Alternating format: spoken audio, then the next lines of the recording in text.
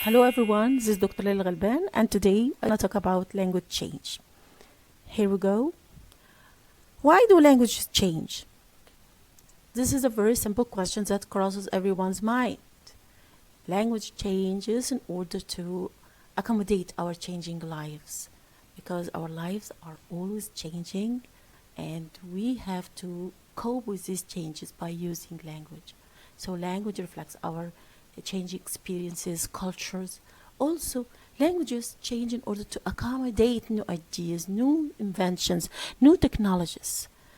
And when we talk about language change, we talk about all kinds of change: phonological change in pronunciation, lexical change in words which come and words which go, words which disappear, fell into disuse, and words which are created to replace the old ones.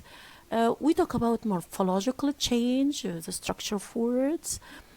We talk about grammatical change, what happens to the grammar of the language and how sentences are created and words are ordered and so on. Also, we talk about semantic change, how words get new meanings and new connotations. This is not enough. Linguistic change or language change also casts light on our changing attitudes towards language, towards words, and how our attitudes towards words sometimes give them new connotations, either positive connotations or negative connotations. Let's take some examples. The word nice. In the past, it meant foolish, but it gets new connotations, and now it's used in its positive meaning, as you know. The word abroad, once it meant outdoors in general, and now it is used as an adverb meaning foreign territory generally. The word freak, let's take another example, was once a whim. It meant a whim in the past, but now it means an unexpected event or a person who doesn't fit in with the mainstream. Here, when we talk about the mechanisms of a change and what causes this change, we find that there are two main kinds. Number one, internal, and number two, external. When we talk about internal, we talk about reasons related to the language itself, inside the language from within. And one important principle in which derives a change in language is ease of pronunciation or phonetic economy. People tend to use or to go to the simpler forms of pronunciation and to abandon the difficult, the pronunciation which needs some effort.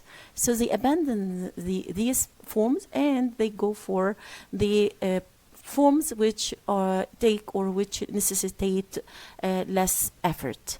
And number two, external. When we talk about external, what comes to our mind is trade, migration, contact between people and languages. As this is a treasure for change, and this is a big motivation and dynamism and mechanism for change. We find also that geography plays a very important part in change. Rivers, for example, facilitate change. On the other hand, the mountains, swamps, seas, and oceans, they are barriers. They do not foster a change. They stand against change. Also, we have social acceptability. When a particular word or expression gains acceptability, it goes viral and it spreads in all dimensions and along all classes. A change from we have two kinds of change: change from below and change from above. Change from below, the change starts in lower class areas and by people who are socially not privileged, and the change moves upward to the higher classes. As we see now, for example, in Egypt, we have the pop culture or the maharaganat music, and how it originates in some areas, and it moves upward and it gains popularity and acceptance across all social levels. On the other hand, change can start from above, from the elite or from the upper classes, and goes downwards socially to the rest of the social classes and social levels, because people want to imitate or to copy the language of the elite. So these are two kinds of change: change from below and change from above. Also, we have to take into consideration strong social network. In some communities which are, isolated and they do not have contact with other cultures and languages, we find that change is embedded. Their language doesn't change a great deal. On the other hand, when we have communities which have weak social networks, and they move from one place to another, and they have a wide range of connections with different cultures and different languages, we find that in these communities, change is very change is so common in all these societies and communities. Also, and a very important aspect and mechanism of change is what we call active and passive centers or centers. We find that active centers, usually they are active socially, politically, economically, educationally, and usually these are the capital cities, because the ruling elite are living there, and the government is administrating the country in the capital. So capitals in general are active centers, and they have a very strong influence on the surrounding areas. And change usually originates in capitals and then gradually moves to the peripheral and to the other areas around the capital, and then later on to further areas and further areas, and so on, until it disseminates. And now let's go to English, and let's have a look at the origin of the English language. We know that the English language belongs to the subfamily here, which is the Germanic subfamily of the Indo-European languages. Here we have the Indian families and the European families, and we find that English descends from the Germanic sub-branch of the Indo-European languages. Let's go to a look at the main stages of the English language. We have Old English, which starts roughly around 500, and then we have Middle English, and this starts in the year, exactly in the year 1066. We have Early Modern English, starts at the beginning of the 16th century. And present-day English starts at the beginning of the 18th century up to the present. Let's have a look at some of the changes here between two versions of a text. One is in Old English, and the other is in, you can say, Modern English, Early Modern English. And look at the Old English text. How many words can you identify? Look at it. Let's read and. This is one word, and then and then for, and what else? On, yeah, there is an an end. So a very little bunch of words here, and this means that the majority of words in Old English either disappear or change.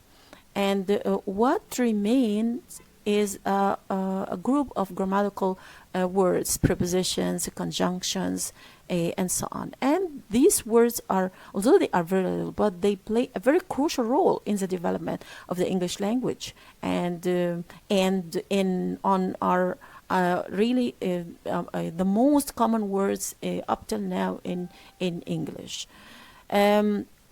Let's examine some words. For example, hio, which is she, and this may remind us of the Arabic word hiya, hio. Maybe they come from the same origin. And then we have higher with hieri, which is hair, and then firm, which means first this word totally disappeared. And we have the word killed, or chilled, because it has two pronunciations in Old English. Either it's pronounced as a ka or as cha.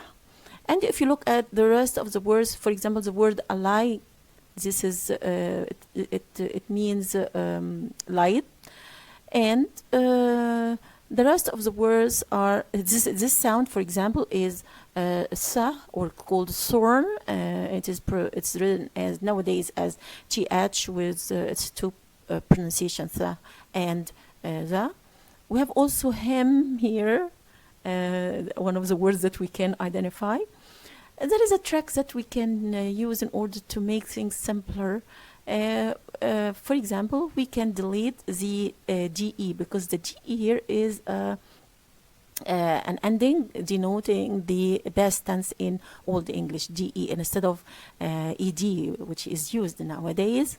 Also, we have an, which is an ending, an, if you delete these endings, you will find that things get better, and you can identify some words. If you delete also as, an, am, un, de, all these endings, on, de, you will find that a, e, all the u, or you, all these are endings. So we find that Old English is a language that is full of endings, inflections, and morphological items that give us a lot of information about gender, about case, about number, and so many grammatical information, pieces of information. If you look at the second, we find that it becomes simpler, and we can read it easily with no difficulty, almost no difficulty.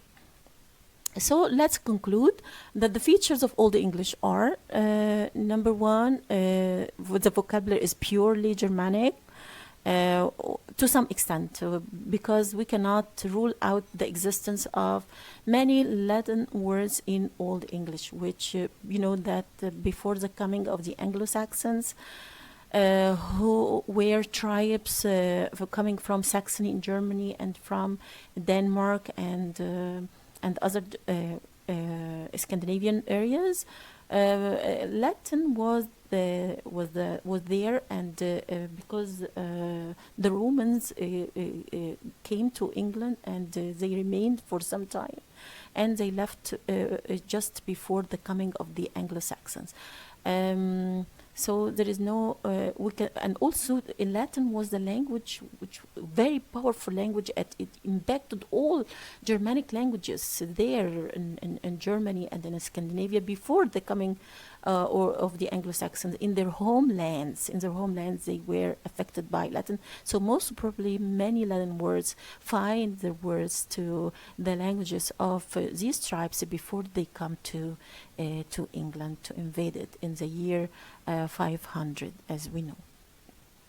Second feature is that it's a language which is full of inflections, which are endings.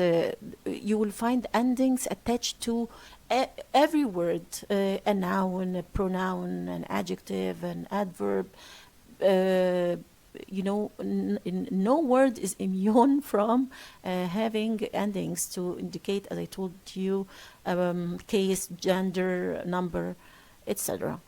And sense language is the grammar of language depends on the senses of words and endings. As long as words have ending in this senses and this mix, we call a language like that a synthetic language. It's not an analytic language, but present day English is an analytic language. Let's take a look at another slide illustrating how an expression is being or illustrated in many forms. For example, the expression "ce long dag," the long day. "Ce long dag."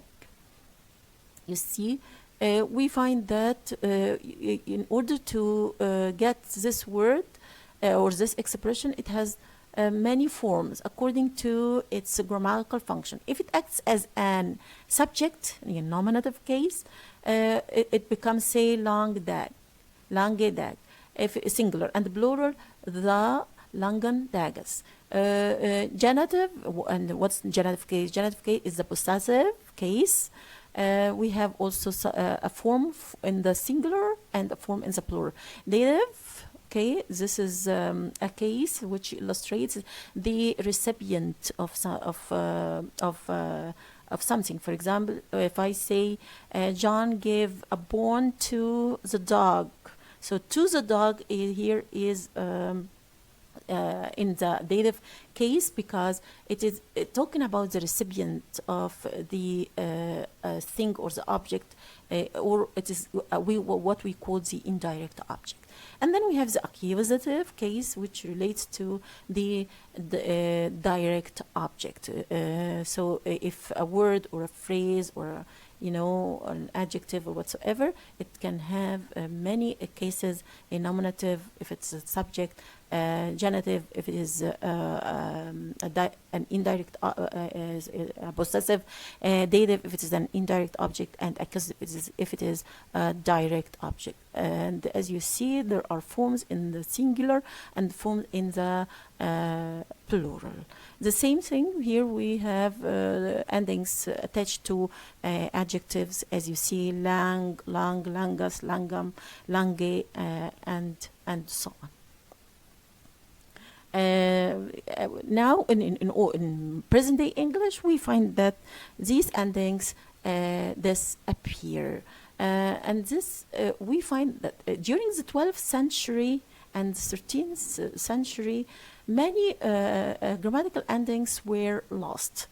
And why? A very important reason here. It's in the year 1066, we find that England was conquered by the French-speaking Normans, and French became the official language of the country for many centuries, and it was the language of the elite, the language of literature, the language of courts, the language, the language which has the highest prestige. And we find that people started to use English only at home, and only lower classes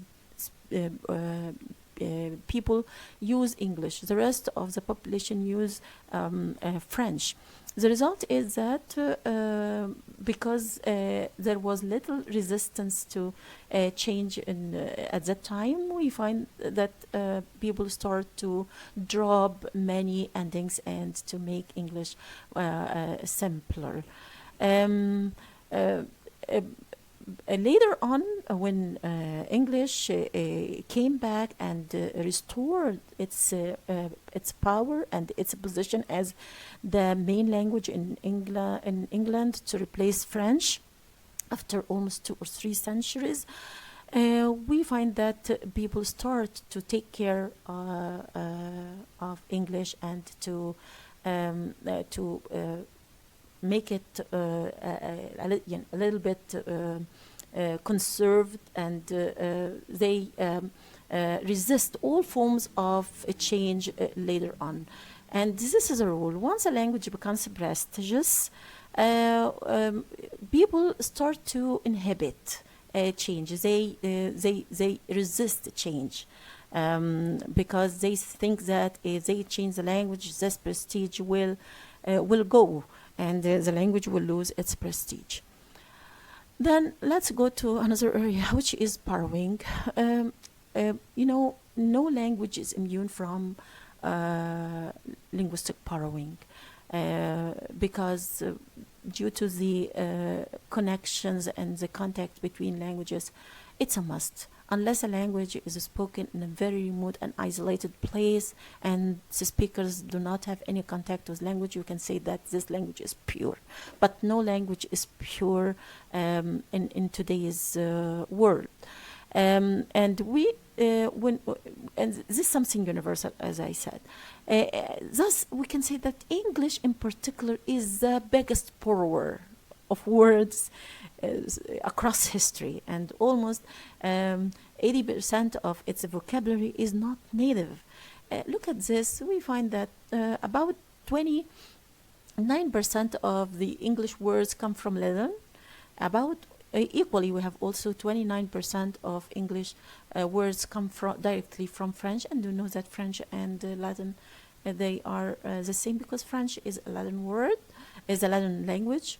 We have Germanic languages also contribute to the English language, up to 26% percent of the words in English come from the Germanic language because these are sister languages, and the rest of the words in English they come from other sources. English borrowed from every single language in the world because due to a number of reasons.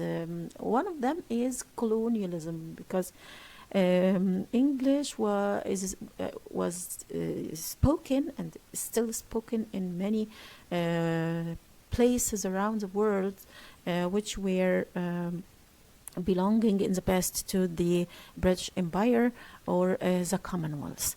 Let's look at Latin, for example. From Latin, English borrowed wine, soap, church, devil, etc. From Celtic, English borrowed a few number of words, because Celtic was the language of the original inhabitants of England before the coming of the Anglo-Saxons, and they were abused by the Anglo-Saxons, and they were driven to live in northern areas and in Wales, and the Anglo-Saxons used very few words from Celtic. However, there are some words still used in English. Most of them are place names. For example, Kent, Devon, London, Leeds, York, Dover, etc. From Old Norse, and Old Norse is the language of Scandinavian tribes which invaded England in around 800.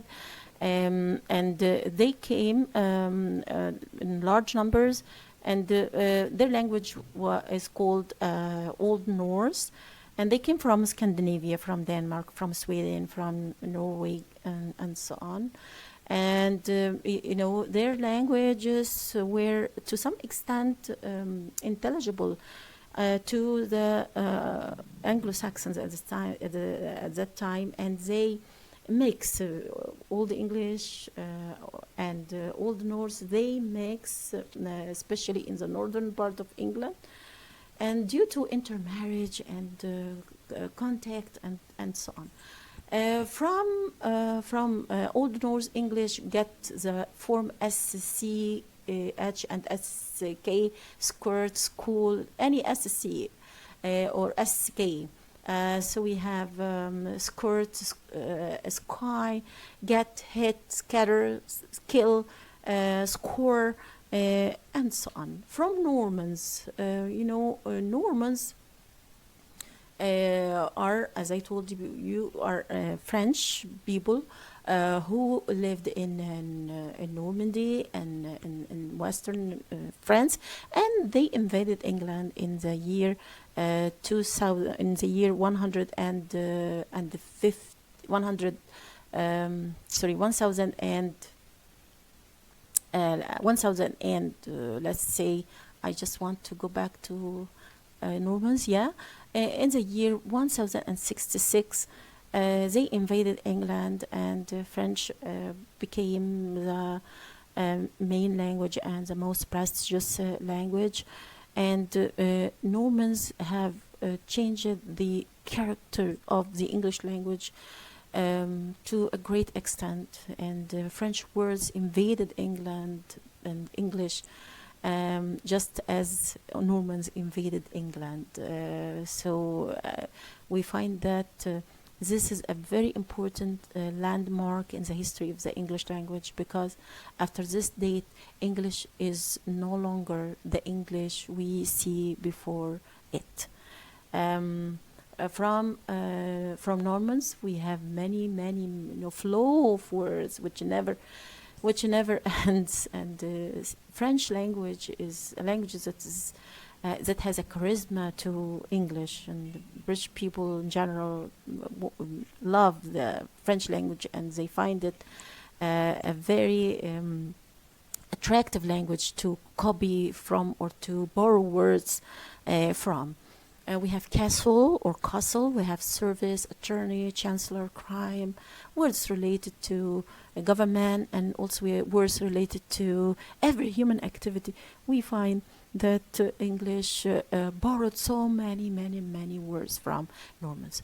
From overseas, once English gets from its own soil, the British Isles, and spreads all over the world during the colonization age, and it came into contact with many languages around the world, in America, in Australia, in India, and in Africa, and everywhere we find English contacting with these languages and getting new words and borrowing, sucking new words. And this is, as I told you before, when you borrow, it's not a disadvantage. It's an advantage, because this enriches the language, makes it wealthier, makes it more energetic and more adaptive to the changes that are taking place, economic changes, technological changes, political changes, and so on. In America, English settlers or English-speaking settlers borrowed many words, especially place names. Also, they borrowed from Spanish and Portuguese settlers, words such as tobacco, hurricane, canoe. In Australia and New Zealand, English speakers or English-speaking settlers borrowed kangaroo and kiwi, from the indigenous languages there in Australia and in New Zealand. Overseas, also, we have in India, we have Raj and curry, bungalow, and also shampoo. In South Africa, English borrowed many words from the South African languages. South Africa is a language that is full of local languages. That how many official languages are there in South Africa. There are about 12 official languages. It's a very rich country, South Africa. Let's now go to a very interesting and really stunning story that illustrates how language changes and how the mechanisms of change give or leave its impact on sounds and on words and on language in general. Here we have the letter H, and this letter was doomed from the very start, because it is one of the most, even it's the most, you can say it's the most sound that is vulnerable to the changes from the very beginning, even during the Anglo-Saxon or the Old English era. Let's trace its history, because it's a very nice history. Okay, in Old English, H was pronounced as H, a sound that's found in many languages, including Arabic, German, Spanish, and so on. And we have words such as haban or khaban, and then khet and khair, and so on.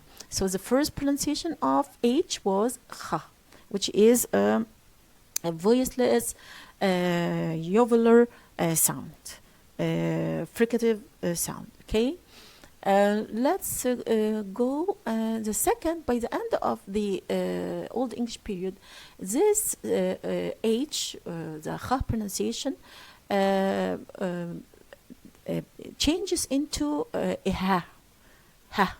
H changed into Ha only at the beginning of words. In the middle of the words, and at the end of words, it remains to be pronounced as Kha. Okay. Number 3. We find, let's move. This is Norman. And why? Then we have a very important, an earthquake that took place in the English language history. It's the invasion of the Normans. This is France, and this is Normandy in yellow, and this is England in red. They crossed the Channel and they invaded England in the year 1066, and with them they brought French to stay there and to impact the English language, and to replace English as the main language for many centuries. So the coming of the Normans also affected the pronunciation of the sound or the letter H.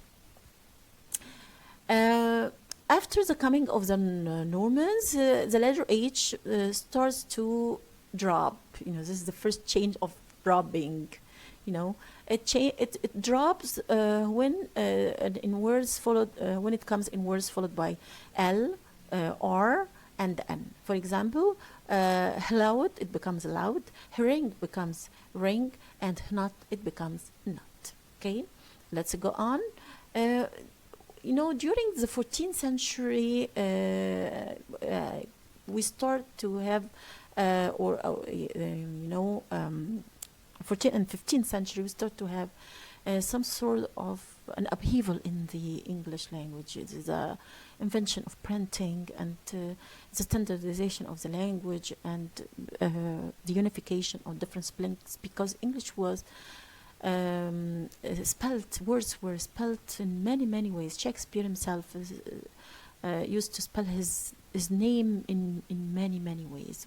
With the invention of printing, words become unified in spelling, because the people who were involved in this or who were in charge were businessmen, and they want to print material to be read in many areas, so they want to unify spelling to make their material readable to a wide range of customers and readers. At this point of time, we have the Ha, when it followed by W, also starts to change, and we find that becomes the W and then the Ha or the H. Also later on, another change, the H in words such as bright, light, and so on, changes in its spelling to GH. And later on, this couple of letters drop altogether. They drop all together. During the 15th century, the GH drops, and except in all over England, except in northern areas. Then also in other areas, and in some cases, in some words, H was replaced by an F, because people thought that they are the same, and this explains why we have words such as laugh or laugh with the GH being pronounced as F. The GH is pronounced as F rather than a H or a Kh as the rest of the words. Okay, then we'll find that the H in grammatical words such as he, him, her, also which are unstressed also start to lose their H's.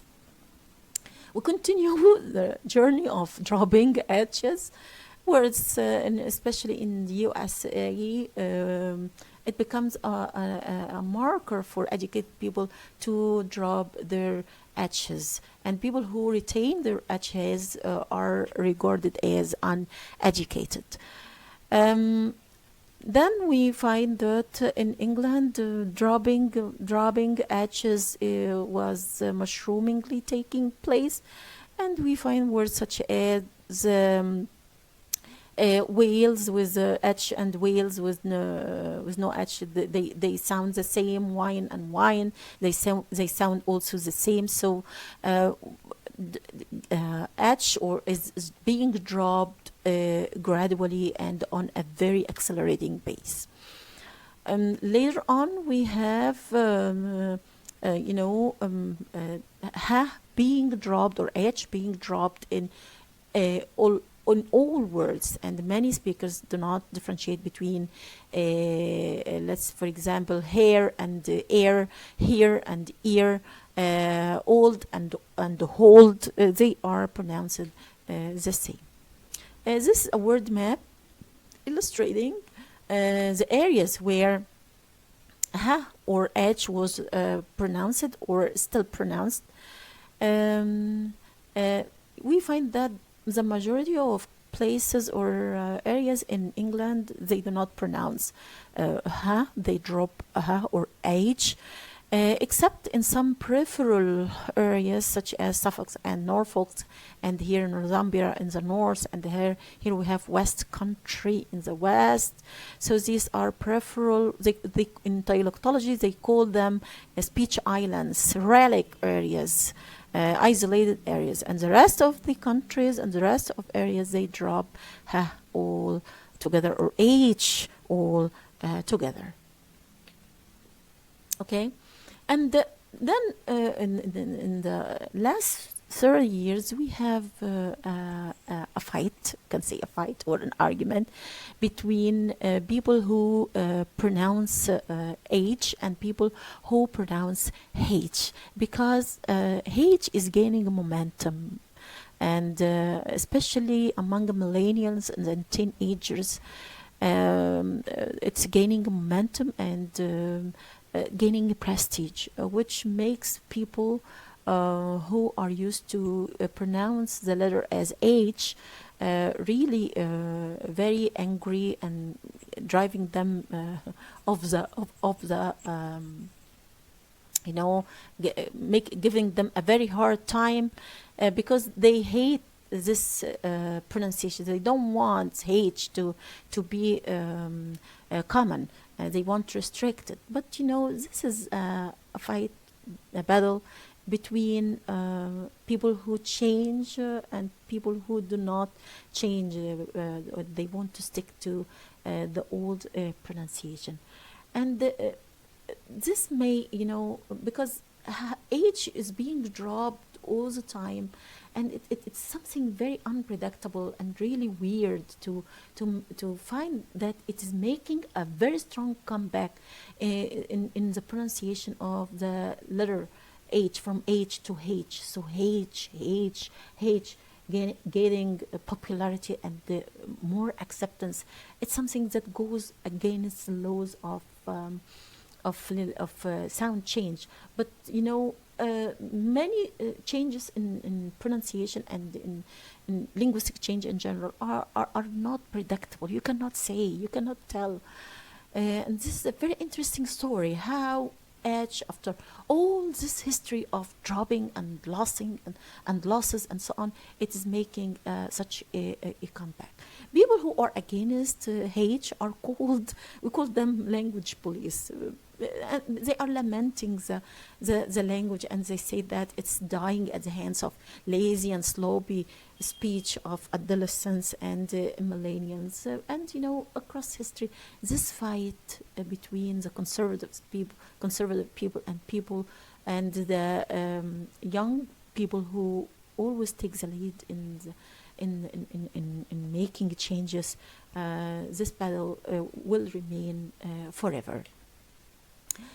From the story of the H dropping and what happens to this sound, we can say that it is an ideal example for the process of linguistic change, which is governed by four important elements in dialectological theory and in diachronic theories. We find that if we trace a linguistic change, we trace it this way. First, a change may at first affect only certain areas. For example, in H, we find that it drops only before L and R and in loud and ring and so on.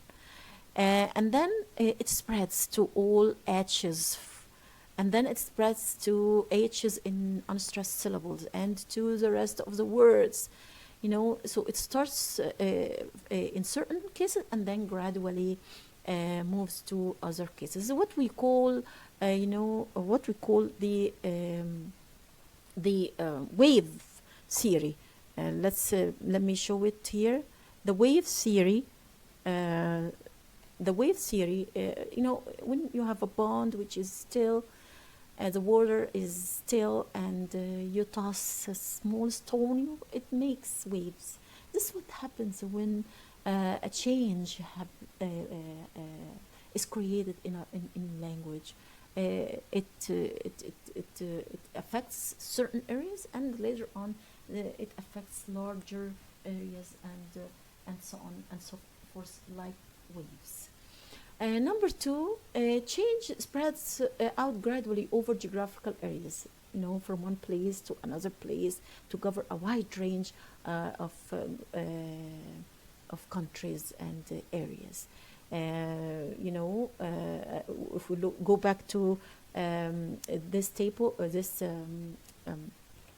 map, we find that the change starts here, originates here in London and in the southern area, the areas which have very influential impact on the rest of the areas in England, because here is London, the capital, which is culturally, economically, and educationally active center, and it affects all the areas.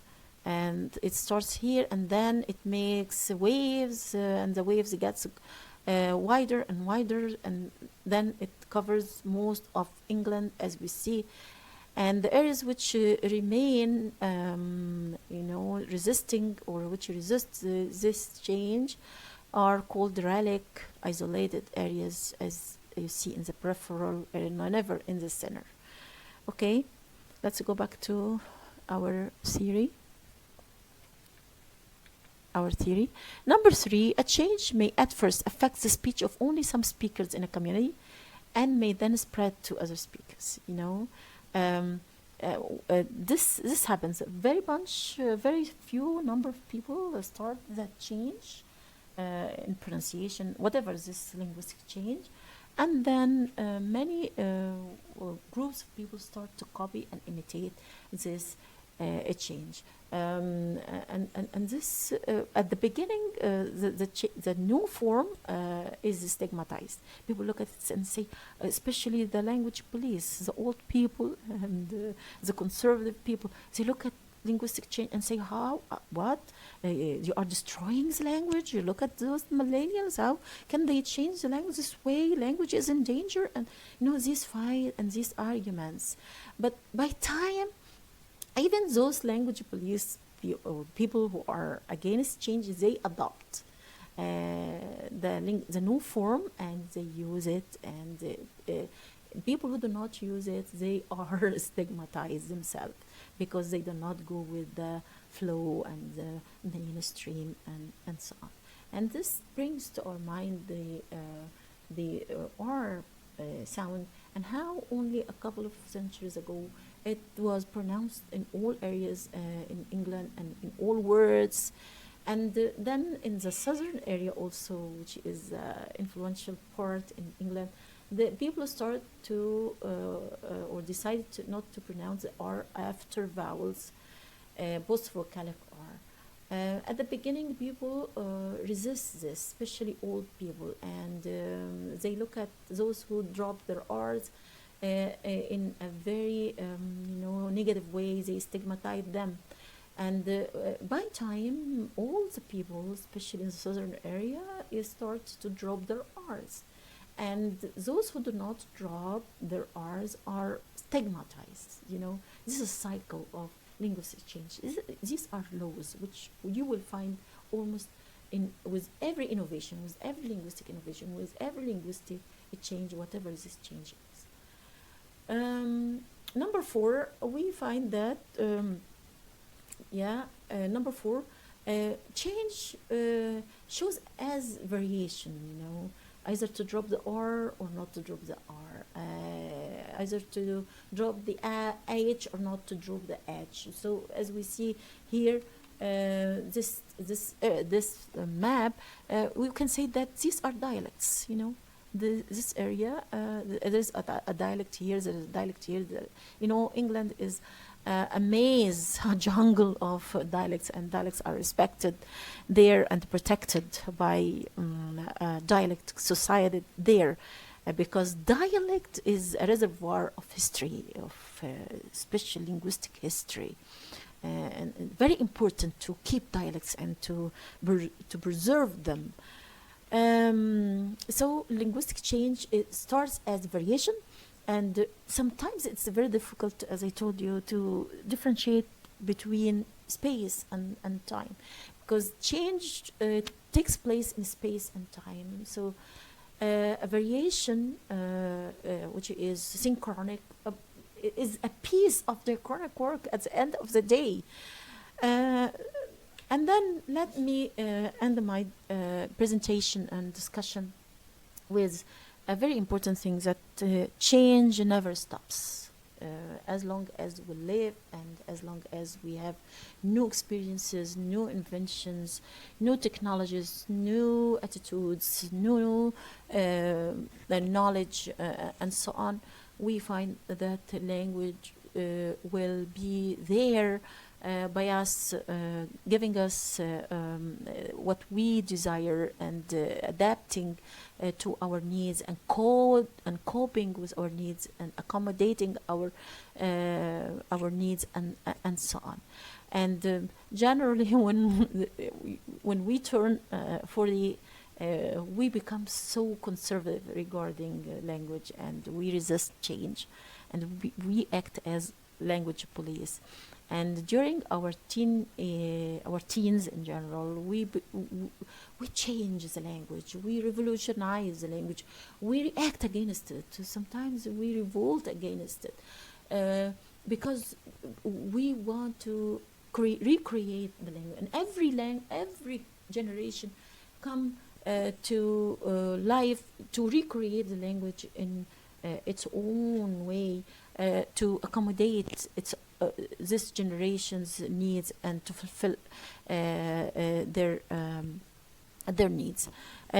Language is not inherited, and it's always subject to change, and we shouldn't be surprised or shocked by change. We should accommodate change and welcome change, because if a language stops changing, this means that it's dying out.